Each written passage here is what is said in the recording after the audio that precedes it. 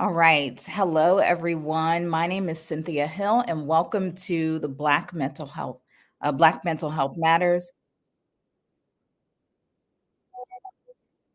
Mission here is to encourage open dialogue around mental health among Black communities. And today we have a special guest with us discussing the topic of improving your mental health with foods.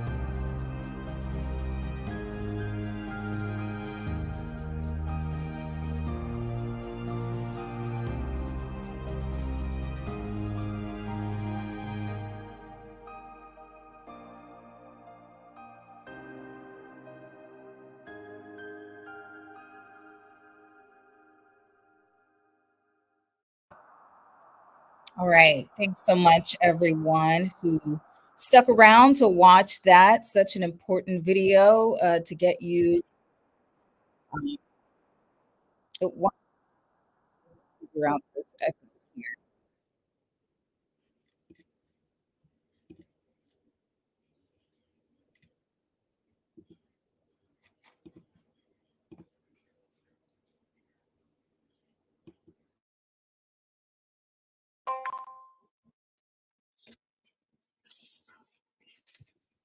Okay. Can you hear me?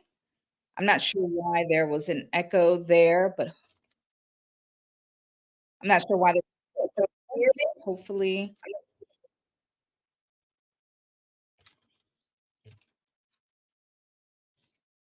Okay, so I want to go ahead and get started. Today, we are talking about improving your mental health with food. And our guest today is Brianne Brathwaite, the CEO and founder of Eat for Success, LLC. Brianne Brathwaite, MS, RDN, CDN, CDN, is a passionate advocate for the intersection of mental health and nutrition. And as a registered dietitian and authenticity coach, she empowers individuals to build a holistic foundation between food, body, and mind for education and counseling. So I'm so glad she's here with us. Everybody, let's go ahead and welcome her here. Hello. And I'm so thankful you are here also because I don't know if anyone can hear me. Can you hear me? Yes, I definitely can hear you. Okay. Well, I think, let's, okay, great. Well, I couldn't hear you, so sorry about that pause there. But anyway, we are talking about such an important topic, improving mental health with food. And that's not for the general population. We're talking about Black Africans and Black African Americans and all other Black folks across the world. Improving our mental health through food is probably one of the top issues to tackle mental health in our communities. So I'm so glad we're talking about this topic today. So basically, I first want you to take some time to introduce yourself and tell us what you do. Yes. Hi, everyone.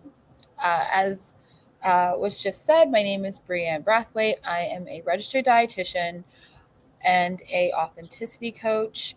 In my daytime job, Eat for Success actually helps people heal from eating disorders and disordered eating. And so that is very much a part of mental health with food and that healing process. And then I'm also an authenticity coach, which means that I help people build a closer relationship with their authentic self and the confidence to put that out into the world and live their life on their own terms. And in my free time, I am a food tour guide for a company called Taste of New Haven, where I live in New Haven, Connecticut. And I get to take wonderful groups of people on tours to go to different restaurants. And that's just something I do for fun. I don't think I can even call it a job, but those are kind of my interests. So a lot of food things going on.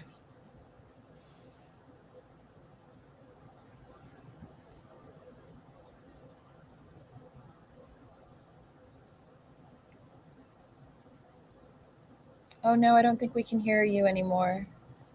There we go. Sorry, I was muted. Just wanted to give you some time to speak to the people, but um, so I'm so glad to hear you do that in your free time because that's a great example of maintaining mental health, I think, keeping those extracurricular activities for yourself. So thank you so much for introducing yourself. Let's go ahead and get into the questions, into the topic, improving mental health with food. So my first question for you is how does food affect the mental health of a Black person, an African person? Yeah, and I think that's a really wonderful question to start off on. And it's very multifaceted. So I think the first part is I always say our relationship with food is almost aligned with our relationship with life, right? And so it's really important to kind of look at how we interact with food. Most of the time, food can be we eat food for different reasons, even if we don't initially see it that way. So we can eat food for comfort. We can eat food for fuel. We can eat food for celebration. We can eat food to connect with our culture. We can eat food to share an event with someone. And so I believe that kind of having a mindset around food that allows you to go in between all of these different areas without judgment is so important. However, I think it's really important to note that much like, and I will say this for African Americans in particular, there have been a lot of different traumas related to food over the years in African American history. And so some of those places that we go to access food have trauma rooted in them, whether it was the colonization of our foods, whether it was not having the ability to eat, having scarcity, and in general all of those things play a role in how we eat and how we pick foods today.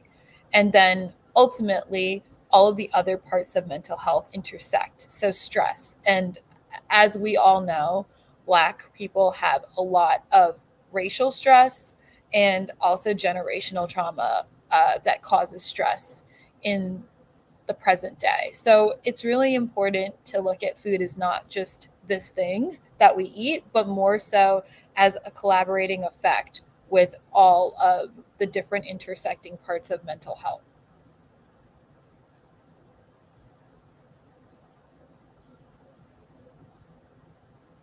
Thanks for that explanation. What are the main issues affect mental health that you've seen? What are the disorders that food is kind of intertwined with? So I think it's, as I said, like I'm going to be talking in a very meta standpoint because it's so intricate, but I think one of the biggest points here is accessibility. Do we all have access to all foods? And if we do we have lifestyles that line up with certain foods being prepared and made? And then also, what are the things that come out of, you know, having this food trauma. And so that could look like emotional eating, that could look like binge eating, and then that could also look like, on the flip side of things, you know, dieting or going through dieting cycles or feeling as though you're not doing enough with food. And I think that goes into a larger part of the system of healthcare where there are certain markers for Black bodies that are not meant for us. And therefore, we're trying to subscribe to being a certain, I don't know if you've heard this term before, but BMI, like a basal mass index, which is basically a marker of where your weight should be. But upon greater look, I mean, even the American Medical Association has come out with saying that that might not be accurate for all people. And so I think it's just like we're in this stage of, well, what do I eat? And also, like, what do I have access to? And what have I been told in the past? And how do I feel about myself, my body? And then also, how does that intersect with food? Thank you. So, you talked a little bit about this, touched on it a bit, but I wanted to know what are the most common eating disorders in the Black community? And really, how do we destigmatize that topic? Um, how do we get folks to talk about it more? Yeah. So the right now in the literature, and I say that because the literature is and has historically been very catered to white individuals. The setup of how you would even study eating disorders in a community would be for them to be in a residential or in a program. These programs are highly expensive for the most part. You have to take time out of your life to go to them, a significant amount of time, meaning that you may not be able to work. And that might not be an option for some people. And then, of course, the literature shows right now that binge eating disorder is the most common amongst the Black community. However, I will tell you, I have had clients who have other eating disorders, such as anorexia or bulimia.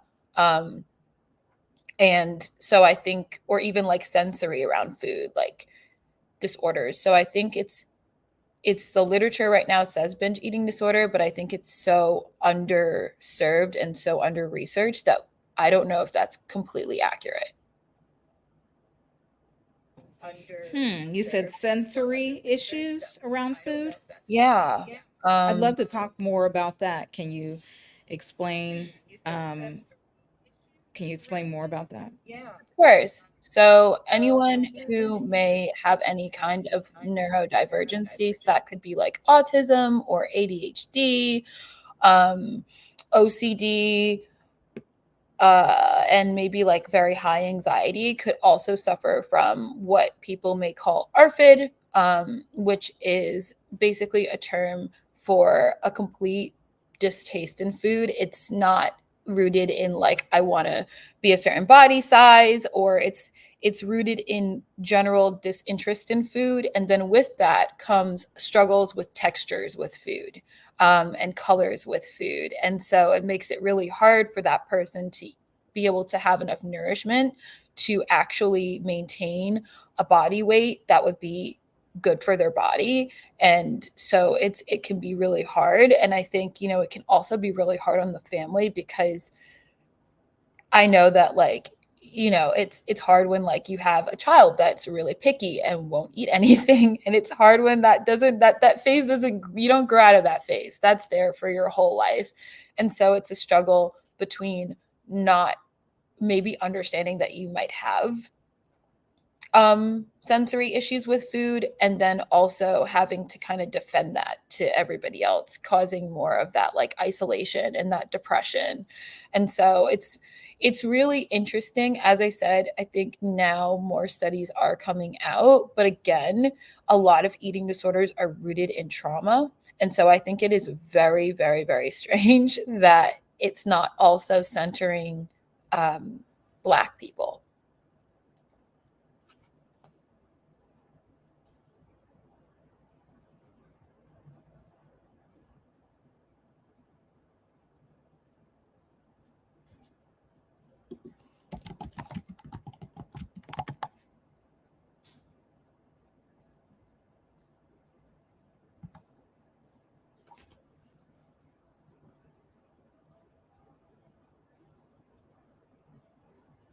I don't think we can hear you.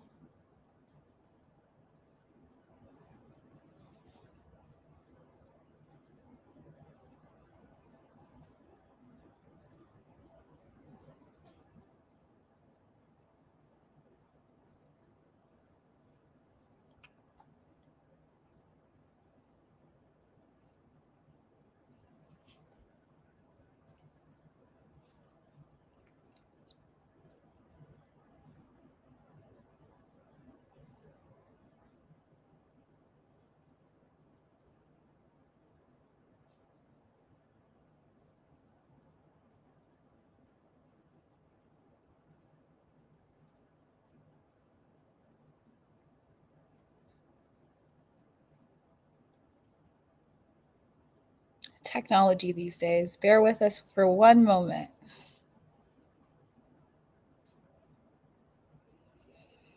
Technology these days. Bear with us for one. Hello? Yay, you're Hmm. back. Okay. Oh my gosh. It said I had a browser issue, connection issue. So thanks so much, everyone, for keeping on while I was dealing with that technical difficulty there.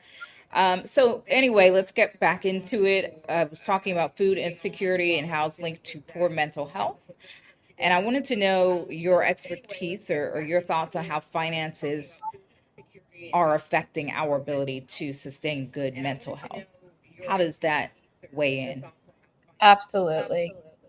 So, one of the things is the basically looking at everything in especially the social determinants of health, right? So, finances are a big part of that, right? Do we have First of all, do we have a job that gives us insurance, right? Because any medical service outside of insurance is expensive, any medication, any you know, place that you could get any kind of counseling. Everybody has a price. So does your job give you insurance? Now the next question is it good insurance? Are your copays an acceptable amount of money that works for you and your family?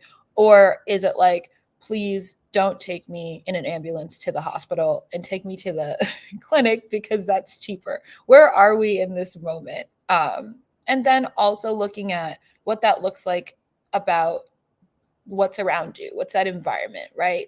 If we have financial stability, we might be more likely to have certain things like, a home in a area that has more food diversity, or a car, so that even if we're not in one of those areas, we can at least get into the car, get some gas, and drive to a place where that is. Maybe perhaps we'll have different appliances in our kitchen that can assist with cooking times and so that we can do other things.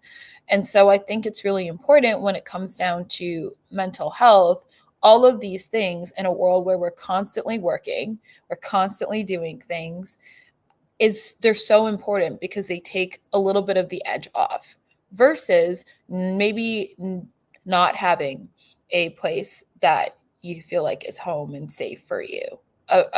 And in that situation, you're already in survival mode, which is not a mode that is really good with being present or calm or mindful. And then also the situation compounds if you don't have the resources, or you don't have you're in what I would call a food apartheid state, which is an area that just doesn't have variety, and only has one type of food, and has actually been pretty much engineered that way with either gentrification or redlining, which are two processes of shifting people out of their place and out of their spaces into other spaces. And then also that can be harmful because the community has to shift. And what is the new community looking like? What is accessible to them? So finances really affect our mental health because what we can do or what means we have to do things with is super important. Not to say that you can't find ways to make it work, but as I said, we are all in this state of constantly doing things, having all these responsibilities. It can be a lot for one person or even two people to really keep up with the pace of life and also be struggling with finances and availability and sustainability. Great. And so on the flip side of that, or knowing that, what can we do to improve? I know that in your blog post, you talked about how uh, Black communities are a lot of times sat next to, corner stores, the bodegas, the things that don't sell very healthy food. Um, I think it's important to go the route of ownership and kind of get our communities to do that kind of thing. But what are your thoughts on moving ahead of this? How do we get ahead of um, the food insecurity thing and making sure that we have healthy food? Okay, so that question I have thought so much about. Prior to owning my own business, I was a nutrition community educator. And so my job was to go into different communities, much like the ones that we're referencing, and basically bring food and do a cooking demonstration, also do nutrition education. And so that program, I was only one person and it was one person for an entire county. So I do think that having access to nutrition education is really important, but not just nutrition education from someone who looks like us, who understands, who knows the foods that we are going to be eating and is able to work with the unique challenges of being Black.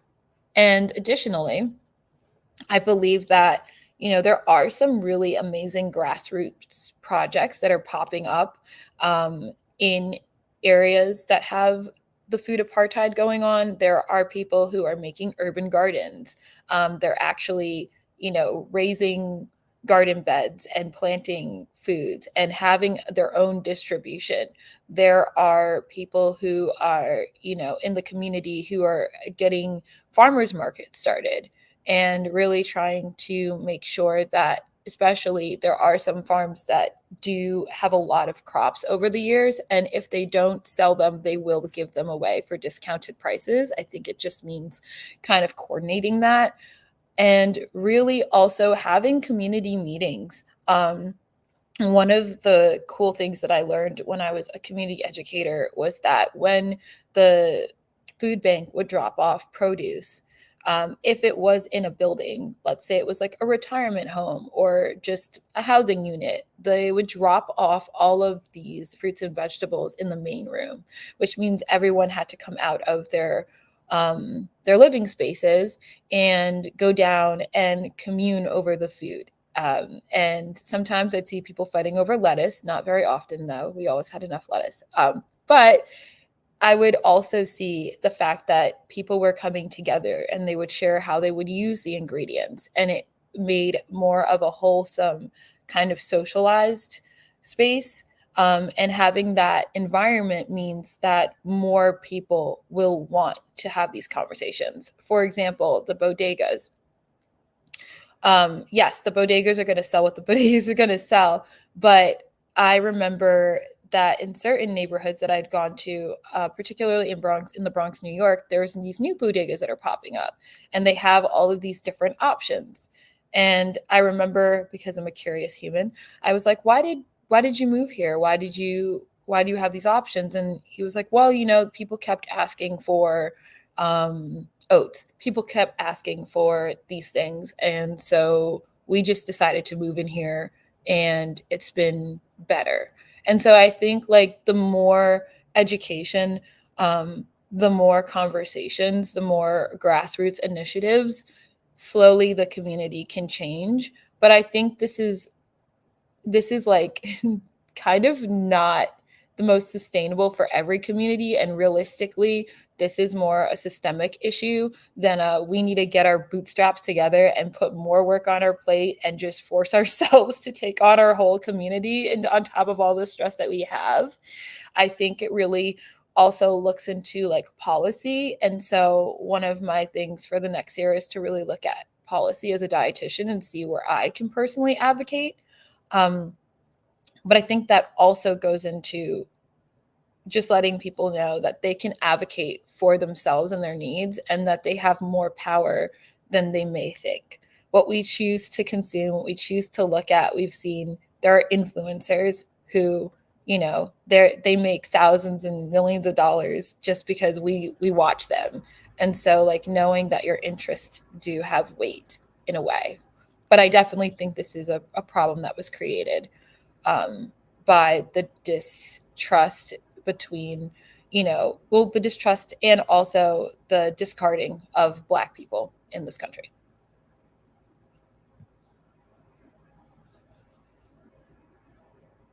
Very useful information, and um, you already answered the question, but about how do you keep up with what is actually working with addressing this issue and what's not. Um, but no, you didn't answer that question. What is working with addressing food insecurity and what's not? So, what is working is community based work. As I said, the farmers market, the urban gardening, the grassroots efforts. What isn't working is the consistent kind of thought process that people who are living, or Black people in general, should be solving their own problems. Because, again, as I said, like, we're already spread thin. And then for, government agencies to only step in but a little bit is just not helpful. I also think nutrition education is really important. There are so many different diets out there. People are saying so many different things, and some of them are based in fact, and some of them are based in just complete nonsense. And I think with the incidence of social media being so high, it's almost like sometimes people will send me social media posts, and they'll be like, "Is this real?" Or they'll be like, "Why didn't you tell me this?" And I'm like, "Because that's incorrect. Because that's not how our bodies work. Because that's not what food is going to do." Um, and so, like, because we have this platform where people are basically making money off of selling things to people, it's hard to discern what is really beneficial information for nutrition and what is just someone trying to get your attention. So you press the like button, follow them, and buy their 30-day plan. Which one is it? And I think that we're unfortunately in a place where people have more access to technology than actual, like, food security, which is insane. So then you think about it, you're hearing all of these things, you're following all these people, you don't know what their credentials are or how they came to be, but this is what you have access to, and at the time. Very important point about misinformation and how it relates to our food success. I did want to ask you, so speaking of just what's most popular or what's right in front of our faces due to technology being available more than um, education, what are your thoughts on things like CMOS? Is that something that you would recommend folks use? Okay, so I have a food philosophy, and it's called all foods fit. Okay, so CMOS can fit, right? But I think the way CMOS has been branded in our community, first of all, I'll just disclosure, my parents and my family's from the Caribbean. And CMOS is something that they drink, they eat. It's basically something that's just there. And it does have benefits. It has a lot of different minerals and vitamins. However, I think minerals and vitamins are great, right? We need them, point blank, period. However, when we look at, like, the caloric content, when we look at all of the different parts of it, CMOS is just one of the points that we can hit, right? It's like if you took a multivitamin every day and you said, okay, I don't need to eat anything today, I'm good, I took my multivitamin, right? Like, no, we need protein, we need carbohydrates, we need fats, like, all of these things are here. So I think sometimes what will happen is we'll give a food this, like, superhero savior complex. If you just do the CMOS, you're going to be healthy. And it's like, okay, yes, I'm sure that you can get more minerals and vitamins from sea moss, right? But there are also other things about sea moss that we need to kind of consider, right? We're in America. We don't know where the sea moss we get is coming from unless someone's like really sourcing it from a place. You have to do that research. But again, and there's so much discrepancy when it comes down to supplements, right? And other things that we're ingesting. Like, who's making it? Is it being made sustainably? Is it also at the quality of the sea moss that you would find in the Caribbean? And so I think all of these thought processes are important. Also, I don't know if anyone's ever tried to make sea moss from scratch, but sea moss from scratch takes a while. You're not just like taking the sea moss out the bag and having it. You have to boil it for hours. You have to then blend it or make it into some kind of mixture. After you've done that, ultimately, it's if you're going to make it, you're probably going to make a pot of sea moss. And then you have to jar it up, and then it's good for in the fridge for maybe about 7 to 10 days, but you can freeze it. Ultimately, I think sea moss is great to have as an addition, but I don't think it's the savior of all foods. And so I think that's kind of like that process, right? Like we want to add nutrition, but we don't want to get caught up in the superfood or in the three best foods for blah, blah, blah, blah, right? Because that means that we're limiting ourselves and also questioning like, what are the foods that we're eating that people aren't talking about in mainstream media that have tons of nutritional value that we then demonize because we don't see it being said. And we want to stick to what is quote unquote healthy. Great. Thank you so much for your thoughts on that. Moving ahead here, you in your writing, you also talked about food and colonialism. Did we touch on that already? How Black people were forced to deal with scraps out of slavery. Um, I wanted to know in your research, what habits have you seen remain from back then that are or aren't good for us? Yeah, absolutely. So, yes, when Black people were enslaved, obviously the conditions were inhumane and horrifying. And one of the things that uh, slave owners did was they would use food as a carrot, um, and also reward with food for, I actually don't know what that looked like because I wasn't there, but they would use food as a carrot, essentially saying like, if you do good, you may or may not get the carrot. If you do bad, you are going to not get the carrot. And also other kinds of very torturing, horrible processes that they took. Um, and so one of the things that I think about is the scarcity mindset, right? And the scarcity mindset goes into a place of you are worried about not having enough. And this follows people even when they do have enough, even when they have the means, even when they've gotten to that place, it comes from a place of not having and possibly not being able to. So, like, where, slaves were fed scraps and probably were not fed, a consistent amount every day with foods that were like just, in diverse and all of these different things, they would always be like, where's my next meal coming from? And if we think about what that looks like right now, that looks very much like food insecurity. Where is my next meal going to come from? So what the body does biologically is it goes, okay, what do we need for survival? We need glucose. Glucose is what everything breaks down in, or most of our food breaks down into, and that's what fuels our body.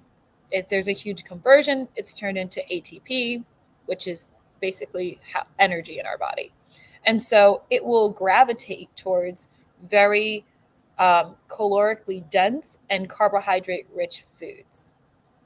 And when we think about what that looks like, um, sometimes that can look like different options, right? So if we're thinking about like different kind of candies or pastries or some kind of, casual food like McDonald's or Burger King. It just wants the quickest route of energy, and the quickest turnover of glucose. And so, there becomes this moment of always being on the rush with food, not being able to be mindful with it, not being able to figure out, well, am I hungry? Where am I right now? Should I be planning for my meal? Because we're still in this very interesting survival mode area. And also, again, with that, I don't know where my next meal is coming from. I don't think I have stability. And it's been seen that even after sustainability, or there is a place where it's like, okay, I do have the means. I can go out and get groceries. I can come back home. I can cook them. I do have time to do something. That mindset still applies, especially in high stress environments. Mm, very interesting. And I really liken it to manipulation. I mean, they literally manipulated those who were enslaved with the food, kind of dangling it in your face. And that's what you were saying about the carrot thing. Um, so that's unfortunate, and I think we do need a way forward with addressing those leftover food scarcity thoughts and feelings.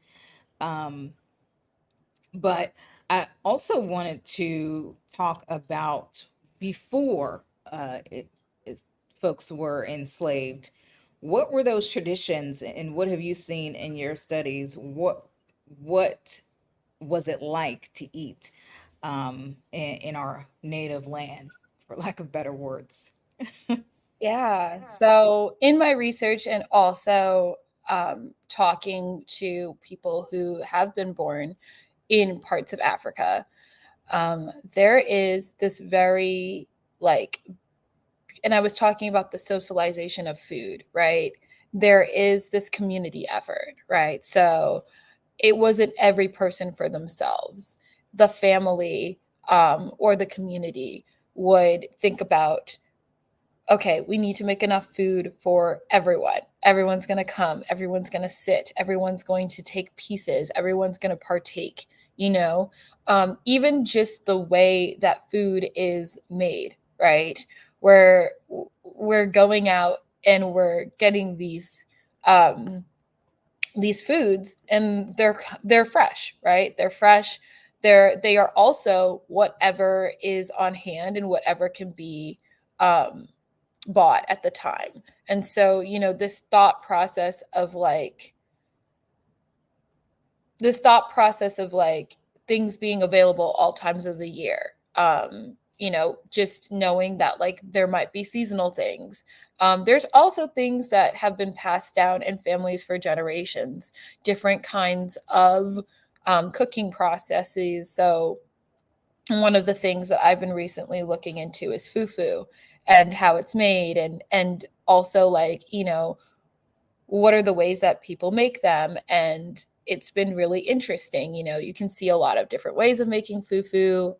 You can also see a lot of different flavors that are coming out. But I think most importantly, like, even the process of making the food is passed down. And so it's coming from a very, like, true, I want to say, I think it's a very true and honest place, and also is being shared. So there's somewhat of a soulful aspect to the food, you know thinking about versus here, like, sometimes families may have dinner together, but sometimes they may not, which leaves, children to kind of figure it out. And it's not because they don't want to have dinner together, it's just because that is maybe not set as a priority, because of all the things that are happening. So I think that food takes on a more soulful, and also there are so many different types of plants, and all of the things are like indigenous to who they are. Um, Not to say that you can't get different kinds of food in Africa. I want to make that clear. But just saying that, like, there is a source of this is home, much like the Caribbean, like there's a sense of this is home, this is what we have, this is what's been harvested, this is what we're doing. Okay. So can you talk a little bit about what you do as far as the meal planning and education, and how it's going? I'm sorry, could you please repeat that? I think it was a little. Ooh, can you hear me? Mhm. Okay. So yeah, I just wanted to know about your practice, what you're doing to improve all of this, the meal plans, the education. Can you tell me about it? And where are you Yeah. located? Yeah, so my organization is virtual. So most of our appointments are virtual. And I made that decision because, first of all, just so everyone knows, Black dietitians are about 3% of all dietitians. So seeing a Black dietitian just walking around every day, I don't know about that. And also, I think about the schedules that everyone has and how busy they are. And so sometimes driving an hour or 30 minutes can also be a barrier, even if someone doesn't have a car, right? What does that look like? And then, of course, the other things that I do are I will meet someone, I'll talk to them about what their goals are, and then we start a relationship, is what I call it.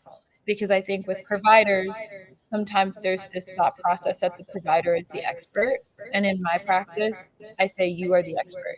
You inherently know what works for you and what doesn't, but you might just need guidance, and I can help you with that. But I can't assume knowing what's best for you. Great, thank you so much.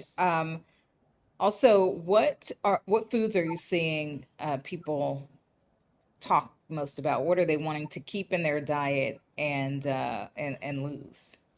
Yeah, so I think you can transition because, as I said, like mental health and food, there's figuring out how it came to be, where it originated, and then there's figuring out how your relationship with food is and why. And then there's like, well, what are the foods or what are some of the foods? And so some of the foods I would say are that we've studied and that we've seen have been helpful are fatty fish, things like salmon, trout, tuna, herring, sardines, mackerel. All of those are important for our brain as it is made up of fat. And the omega 3s within these fish are what help to build nerve cells and help with like learning and memory and slow down age related mental decline. Awesome. Are there any specific uh, well, first, I want to go to one of our quotes. We had someone chime in, Frank Charlton Pharma, and he's saying jelly water, palm nuts, seeds, soursop, banana and fruits, and many more are good for our brain. Eat your Africa diet, he says. What are your thoughts on these these different foods that he is saying are good for our brain, and is it true? Yeah. So um, I think what I'm seeing here is like we're citing fruits, we're citing seeds and nuts. I'm going to be honest with you, I don't know what jelly water is, but it does have hydration in there, so I'm going to just put that there. But I think it's probably, if I could guess, it's probably something that has like hydration boosting properties. But what I would say is like, yeah, that kind of follows what the studies show, right? Like they show that nuts and seeds are really important. They show that vegetables and fruits are very important. And that just proves that the diets that are indigenous to our people are alongside what the research is. They're just not cited, right? So if I look at top 5 foods for mental health, I'm not going to see soursop, right? I'm going to see like blueberries, raspberries, things that are just more like noted in America, but that doesn't mean that like our foods aren't there or they aren't important. And in some cases, the foods that we are using have more nutrients. All right. Thank you so much. Thanks, Frank Charlton Pharma, for your comment. We appreciate your comment and your views as well. So I want to get into a little bit about the term comfort food because we hear that a lot in the Black community, especially in the United States. That includes what? Greens, yams, sweet potatoes. Um, what else do we have? Ham, I think, would be considered one. So, the traditional, what you see on the Thanksgiving table in a Black household. Um, aren't always necessarily healthy for us. So, how do we get how do we make our comfort food something that's nutritious for us, and get away from, I guess, the feeling and our cultural connection to it? Mhm. Yeah, so that's something that I have tons of discussions on. I think for one, like we say, oh, Thanksgiving, like I'm eating all these things, right? And it's like, okay, well, how many Thanksgivings a year do we have? Right? We have one Thanksgiving a year. And, you know, what does our body do with food? Over a 24 and 48-hour period, our body can digest food fully. And then it's just excreted. That's the general process. And also we think about like overall, what does my food diversity look like? Right. And so I think that like a lot of the foods that we do have on Thanksgiving come from Southern cooking. And Southern cooking comes from enslaved cooking. And enslaved cooking uh, essentially is the knowledge of Africans who were making the most with what they had at the time. Um, and so I put it this way: I don't think you should stress about Thanksgiving. I don't. I think it's one day. I think in the scheme of our entire lives, like if one day of cooking was a thing that changed your health, we would have so many different discussions, and so many different problems. Like our bodies do not fluctuate in that way, right? I think something that's not talked about is what does stress do? Like, there's actually studies that show that if you're stressing out about the food that you're eating, that it actually impairs your metabolism. So while we're here having that guilt and that shame, making comments like, oh, it's my cheat day, or having a moment of just like, oh, I'm being so bad right now, what we're doing is we're not only shaming the food, but we're shaming ourselves, right? And we're attributing this one day to the reason why X, Y, and Z isn't happening for us, which is, not necessarily a good mindset to have. It's kind of like going into that rigidity mind like mindset. And then also like what if that's one of the most sustainable meals you have, right? Like you named protein, you named carbohydrates, you named fat, you even named vegetables, right? So I think it's just like getting out of this place of like judging food and really getting into a place of you can't truly be mindful with food until you remove the judgments. Like there was a part of me when I was becoming a dietitian that thought that like if I didn't have a salad, I wouldn't eat it. I'm going to tell you right now, I don't eat salads. I don't. As a dietitian, I don't eat salads. I can come out here and tell everybody I don't want a salad. If I have a salad, it's like what's happening with her? She's going through something in life. But I will have pumpkin soup. I will have my squash. I will have my broccoli. I will have cooked vegetables. I think it just looks differently, but there's always this expectation of what our plates should look like. Okay. All right, I'm going to ask my last question, but before that, is there anything that you wanted to make sure that you talked about today that the folks watching should know about, or that you just wanted to get off your chest? Yeah, I mean, hopefully we can do another discussion on this. But I think it's really important to know that, like, there are foods that do help to promote better mental health. But I think one of the most important things that improves mental health is having these kinds of discussions, talking about things, really assessing your mindset, right? Like, what is the mindset? Are we in a rigidity mindset? Are we in a scarcity mindset? Are we in an emotional mindset? And how does that affect how we eat?